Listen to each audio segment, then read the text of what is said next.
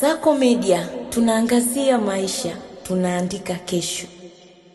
Leo niliona tutembelee hili soko la wamachinga hapa barabara ya Bahi Dodoma, ili muweze kujionea matokeo ya maelekezo ya Mheshimiwa Dkt. Samia Suluhu Hassan ya kujengwa kwa masoko ya wamachinga kwa ajili ya kuwasaidia vijana kupata maeneo ya kufanya biashara.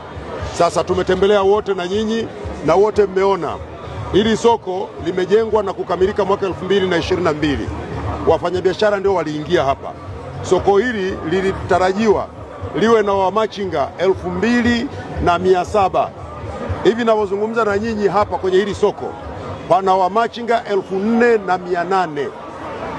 Kwa hiyo mnaweza mkaona kwa namna gani mpango wa ujenzi wa masoko ya wamachinga unavyowasaidia vijana, na kwa zaidi ya 80% ya wafanyabiashara wanaofanya biashara kwenye soko hili ni vijana.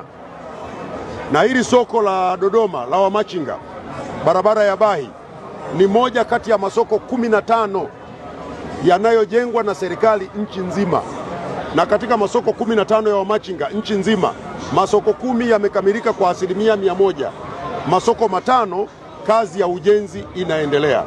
Kwa dhamira ya Mheshimiwa Rais Dkt. Samia Suluhu Hassan ni kuhakikisha tunaendelea kujenga mazingira mazuri ya vijana kupata maeneo ya kufanya biashara. Na wote mmeona vijana waliopo katika soko hili wanasema hali hapa ni tulivu ikilinganishwa na kule mitaani ambako walikuwa wanafanya kazi.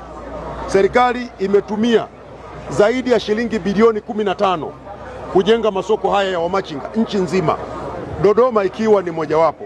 Kwa naomba kuchukua nafasi hii kwanza kwa niaba ya vijana kuwashukuru sana viongozi wote wa halmashauri za manispaa, majiji pamoja na halmashauri za miji ambao wameitikia wito wa kuongeza masoko kando ya masoko haya ambayo Mheshimiwa Rais alielekeza na yanajengwa 15 nchi nzima.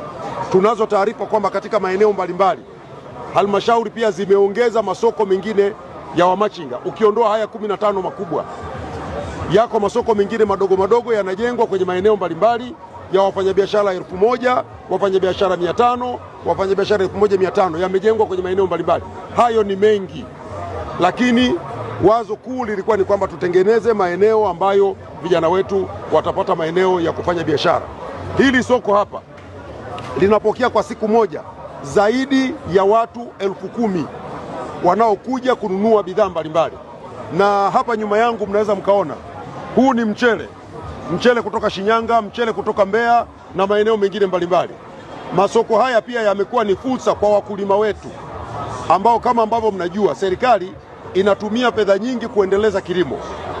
Bajeti ya serikali ya mwaka huu katika Wizara ya Kilimo ni zaidi ya shilingi trilioni 1 na bilioni 100.